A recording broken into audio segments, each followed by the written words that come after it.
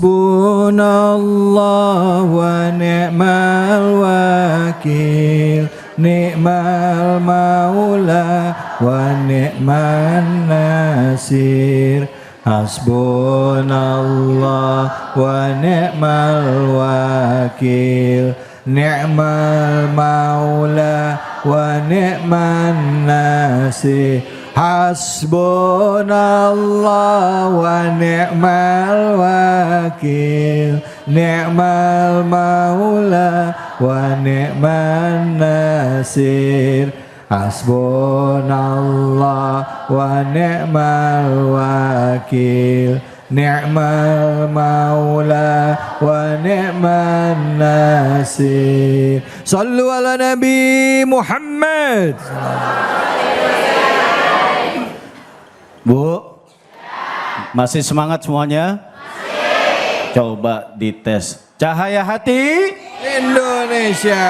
Alhamdulillah. Ibu, kebayangkah kalau seandainya kita telah bekerja keras, ya, menabung uang, ya, letihnya kita, capeknya kita, mengumpulkan harta benda kita, sampai ketika kita di hari tua, ternyata harta yang telah kita kumpulkan semuanya habis lantaran kita mendapatkan musibah. Na'udzubillahimin.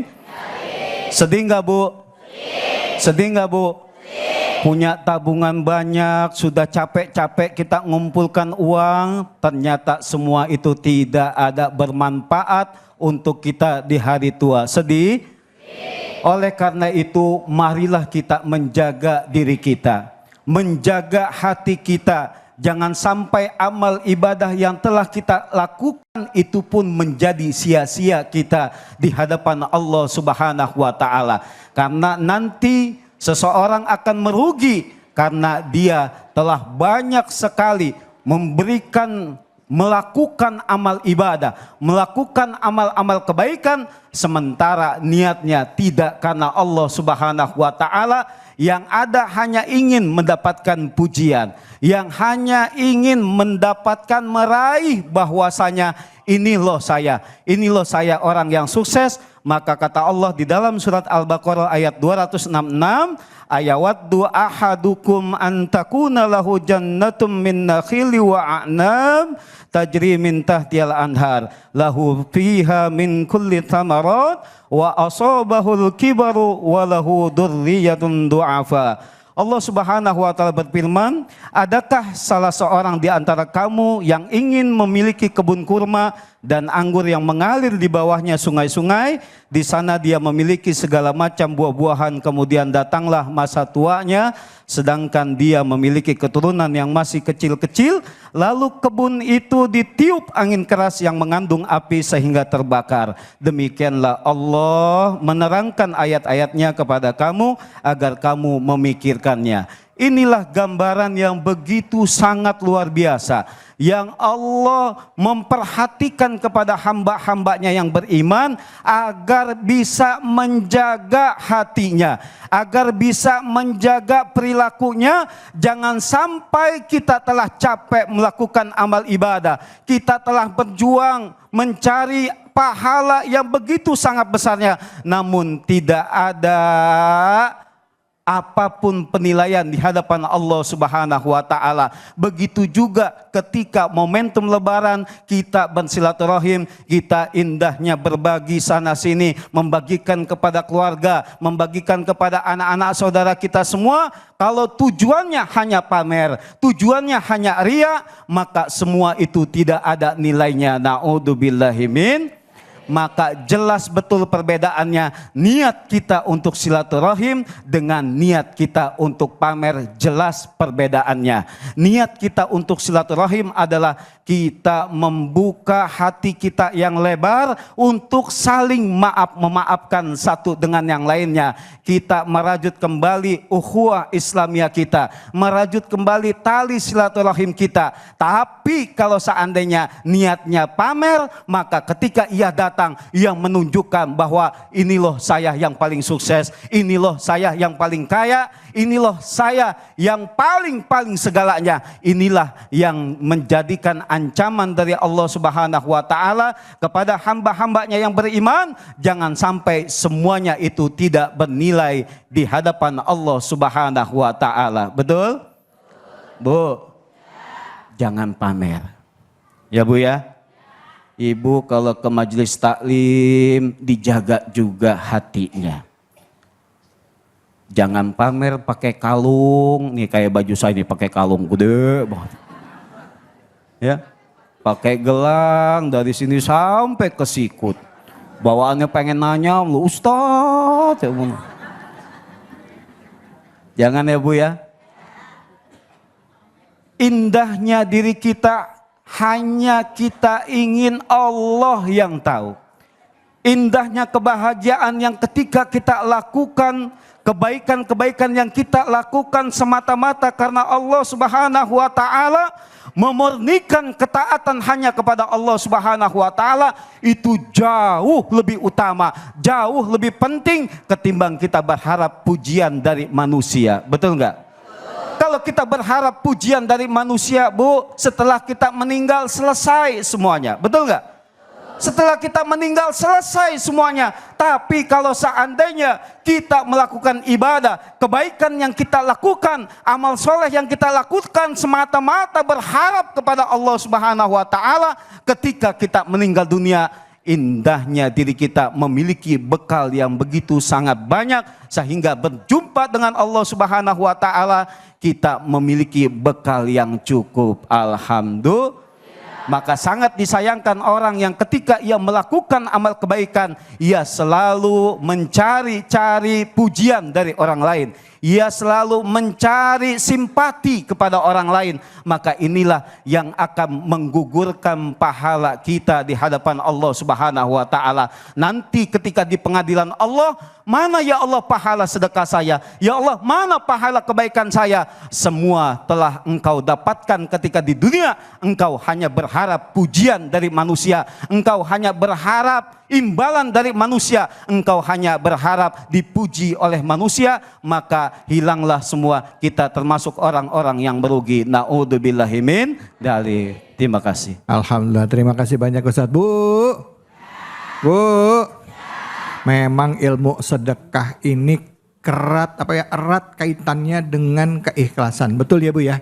Nih ayat ini dari mulai 261 sampai 266 kita diingetin untuk kalau kita melakukan kebaikan, melakukan sedekah harus ikhlas lillahi ta'ala. Tata hatinya, menata hati, jangan ujub, jangan ria, jangan sombong. Betul apa betul? Betul apa betul?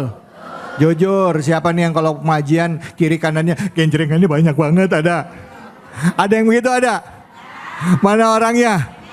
Ini niatnya kan belum tentu ria, tapi mesti ngejaga hati dari ria. Itu yang sulit ya. Oke, siapa yang mau bertanya angkat tangannya yang mau bertanya. Silakan. Mana nih mana? Silakan Ibu. Ya. Assalamualaikum warahmatullahi wabarakatuh. Waalaikumsalam warahmatullahi wabarakatuh. Nama saya Ibu Siti Umayyah. Begini Pak Ustadz, saya kan istilah kata orang biasa, orang pas-pasan. Bagaimana kalau saya setiap hari ngasih amal cuman recehan gitu Pak Ustadz. Tapi itu pun gak efek bagi saya Pak Ustadz. Saya pengen ngasih yang lebih tapi tidak ada. Bagaimana Pak Ustadz, apakah dengan uang recehan ataupun minimal kecil itu bisa bikin panen apa gimana Pak Ustadz, bekal nanti saya amal di akhirat. Itu saja Pak Ustadz yang saya tanyakan. Waalaikumsalam warahmatullahi wabarakatuh. Bu Siti Umayyah. Ya. Wassalamualaikum. Wassalamualaikum warahmatullahi wabarakatuh. Waalaikumsalam. Grogi. Ya. Ibu grogi, saya 2 kali lebih grogi. Maaf Pak Ustadz. Ya, bercanda Bu. Makasih banyak ya Ibu. Pertanyaan Bu Siti Umayyah mewakili pertanyaan kita semua ya Bu ya. Kadang kita ngiri ngelihat ada orang kaya yang bisa sedekah berapa juta pulang. Nah kita yang mungkin jumlahnya nggak besar, bisa nggak kita dapat pahala juga? Karena kita pengen juga bisa sedekah dan dapat pahala yang banyak. Gimana kira-kira Ustadz, silakan. Ya, terima kasih banyak Ibu atas pertanyaannya. Kalau Pak Ustadz David tadi grogi, kalau saya bingung jawabnya gimana tadi. Jawab salamnya tadi. Baik Ibu. Baik, sebelum saya menjawab tadi pembahasan kita ayat Al-Quran, Allah berfirman itu nggak boleh mengungkit-ngungkit pemberian, betul? Tapi jumhur ulama mengatakan ada dua pengecualian untuk mengungkit. Satu, yaitu adalah orang tua yang mengungkit pemberian kepada anaknya, itu boleh. Yang kedua, seorang suami yang memberikan kepada istrinya, itu boleh untuk diungkit. Dalam artian adalah apa? Mengungkit kepada anaknya agar anaknya sadar bahwa selama ini kamu sukses, selama ini kamu bisa besar, ini karena perjuangan orang tuamu. Agar menghadirkan rasa syukur anaknya kepada kedua orang tuanya. Boleh gitu Ustadz ya? Boleh. Jadi seperti itu. Ada pengecualian di sana, ya. Jadi yang nggak boleh ngungkit-ngungkit itu kalau seandainya ibu ngasih kemana-mana sampai pada akhirnya ibu bilang, lu kalau nggak gua kasih lu nggak bakal jadi orang, tapi jadi kucing. Ya. Nah jadi seperti itu. Jadi kalau seandainya pemberian orang tua merupakan kewajiban kepada anaknya, ketika diungkit itu kepada anaknya menunjukkan bahwa anaknya agar bisa menjadi anak yang soleh dan soleha. Sadar bahwa dirinya bukan apa-apa kecuali adalah takdir dari Allah, disuruh bersyukur kepada Allah sekaligus terima kasih kepada kedua orang tuanya. Yang kedua, pemberian suami kepada istri, ya. Jadi ibu juga mewujudkan istri yang menjadi soleha lantaran dia punya rasa syukur kepada suaminya. Jangan dibalik, ya. Itu suami kepada istri, bukan istri kepada suami. Nggak ada, ya. Makanya nggak ada istilah lu modal kawin sama gua kan cuma modal Modal sarung, modal sarung. Ya, modal sarung doang. Ya. Jangan begitu, makanya nggak ada bahasa seperti itu ya. Baik, pertanyaan tadi Ibu ya, berapapun yang ketika kita berikan, ketika niat kita hanya berharap ridho Allah Subhanahu wa taala, Allah tidak melihat nominalnya. Allah tidak melihat besar kecilnya, akan tetapi yang Allah lihat adalah bagaimana melakukan perintah Allah Subhanahu wa taala. Justru dengan yang kecil itu ketika kita istiqomah terus kita lakukan dengan berharap pahala dari Allah Subhanahu wa taala, itu akan mendatangkan keberkahan bagi rezeki ibu dan mudah-mudahan diangkat derajatnya oleh Allah Subhanahu wa taala, sehingga ketika kita punya niat, ya Allah saya pengen lebih besar dari ini ya Allah. Ya Allah saya pengen sama dengan orang yang kaya itu ya Allah. Mudah-mudahan Allah bukakan pintu rezeki buat kita semua agar bisa bersedekah lebih baik lagi. Amin, ya Rabbal Alamin. Ya Allah, terima kasih banyak Ustadz. Bu, udah terjawab ya? Udah terjawab Bu? Udah ya, Alhamdulillah ya. Yang penting Allah lihat usahanya kita. Dengan segala keterbatasan, kan ayatnya tadi di surah Al-Imran ayat 134 ya. Alladzina yunfikuna fisyara'i wa dhar, infakkan harta dalam lapang dan sempit, karena Allah lihat usahanya kita. Baik, kita akan lanjutkan lagi. Habis ini kita masih buka sesi tanya jawab ya Bu ya, bersama dengan guru-guru kita, Kiai Fatullah sama Ustadz kita Al-Mukarram Al-Ustadz Kiai Haji Randy Tanjung. Tentunya di sini di Cahaya Hati Indonesia.